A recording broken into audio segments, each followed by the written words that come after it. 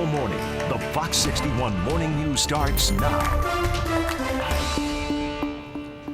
Right now at 6 o'clock, Hartford police arrested a man in connection with yesterday's deadly shooting that killed one man and injured two others.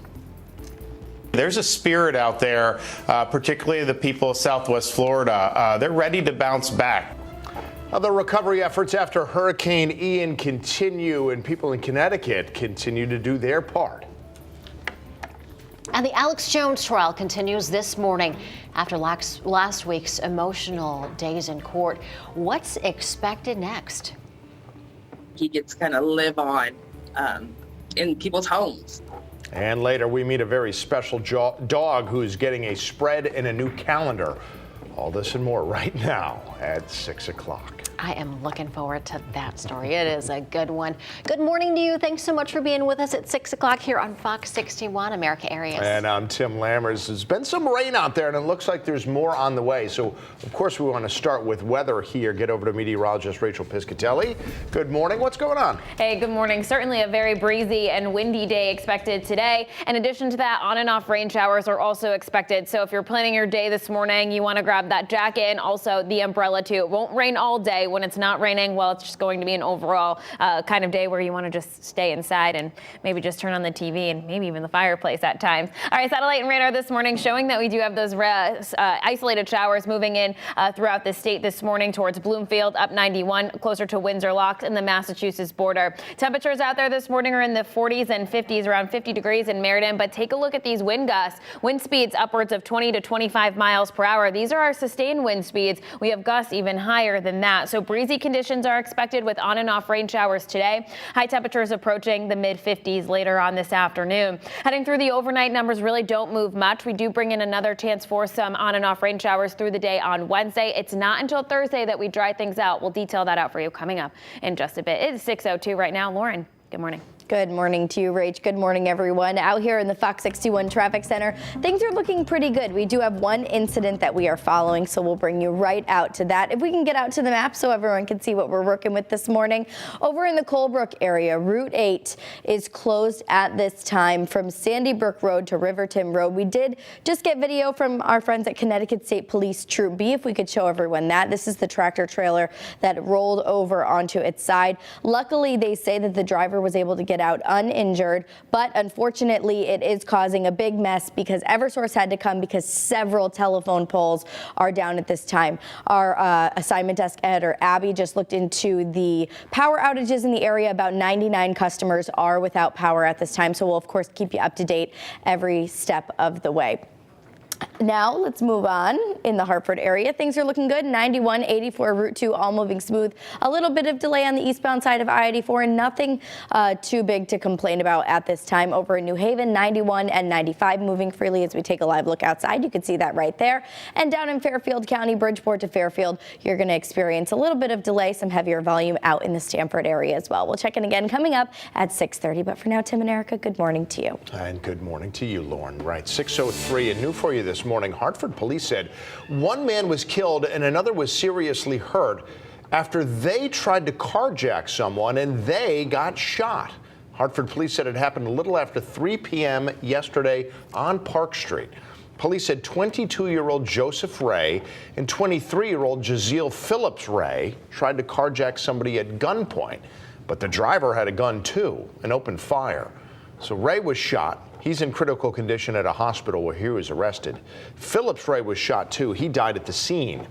Police said both men lived at the same address in Hartford. As for the driver, he was shot as well and right now is in critical but stable condition at a hospital. As for Ray, he's facing a host of charges, including attempted murder. Well, Bristol police need your help trying to find a missing teen. 17-year-old Gracie Iudi was last seen at home in Bristol Sunday night. Let's show you a photo that we got of her if we have it. There we go. She has pink and blonde hair, blue-green eyes, and was last seen wearing a black Panic at the Disco shirt that had red lettering on it. Police said she has no phone or car and is yet to show up where she works. So if any of you have information where Gracie might be right now, please call the Bristol Police Department. 6:04 right now, and an 11-year-old in Waterbury was arrested after being accused of making a threat towards the Gilmartin Elementary School. Now, police say the threat was posted on social media and that there were more officers at the school yesterday as police investigated the threat. The 11-year-old is not a student at Gilmartin and has been charged with first-degree threatening and second-degree breach of peace. Several other schools in Waterbury have also dealt with threats made against them in the last few weeks. And happening today, the defamation trial against conspiracy theorist Alex Jones is set to continue after an emotional week of testimony. And Alex Jones himself could take the stand again as early as tomorrow. The judge also told the jury that this week will likely be the last week of evidence before they have to decide how much money and damages to award the families. Oh, the countdown to the November election continues. We're just over a month away now, which means it's time for Turnout Tuesday here at Fox 61. Yeah, that's a series that we're doing to give you, the voter, all the important information that you're going to need before you cast your ballot on November 8th. Yeah, Julia LeBlanc joins us in the newsroom with some important dates that you might need to know about. Good morning. Hi, good morning to you both. Now, believe it or not, the midterm elections are just around the corner. It is 5 weeks away, but the preparation for that day should start soon. We've said it before over and over again, and we'll say it again, but the most important thing to know right now is, are you registered to vote? Now, you can simply check that by going on the Secretary of the State's website, clicking on voter information. We have that example for you here, which is what you're looking at right now, and then hit, am I registered to vote? Or you could always check in with your local registrar of voters. Now, let's go through some important deadlines. If you're registering to vote in person, you'll need to head to your registrar of voters to fill out the application by November 1st. Now, for the general election, Connecticut also has same-day registration for those who need it. If you're registering to vote by mail, your application needs to be postmarked or received by a voter registration agency by November 1st. And if you're doing it online, this is the last-minute deadline by 11:59 p.m. on November 1st. Now, if you're looking to apply for an absentee ballot, there are some guidelines, of course. You'll need to meet one of the following requirements.